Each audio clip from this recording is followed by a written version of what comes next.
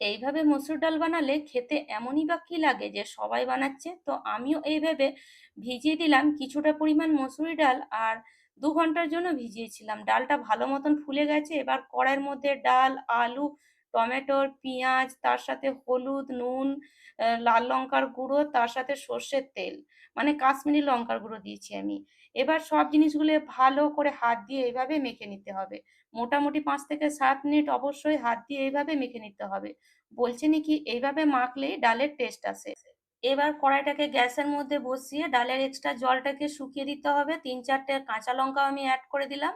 ভালো করে জলটা শুকিয়ে গেলে এবার এখানে পরিমাণ মতো জল দিয়ে দেবো ডালটা সেদ্ধ হওয়ার জন্য।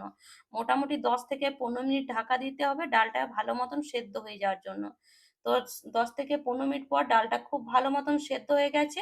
এবার একটা তড়কা প্যান চাপিয়ে দেবো আর তার মধ্যে সর্ষের তেল, শুকনো লঙ্কা, জিরে আর আদা, রসুন, কাঁচা লঙ্কা চপ করে তার সাথে পেঁয়াজ কিছুটা পরিমাণ দিয়ে এইভাবে ভেজে ডালের মধ্যে অ্যাড করে দেব।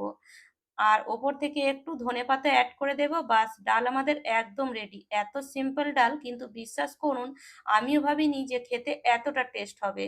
এই গরম গরম ভাতের সাথে খেতে এতটাই টেস্টি হয়েছিল যে আমি আবার কালকে বানাবো।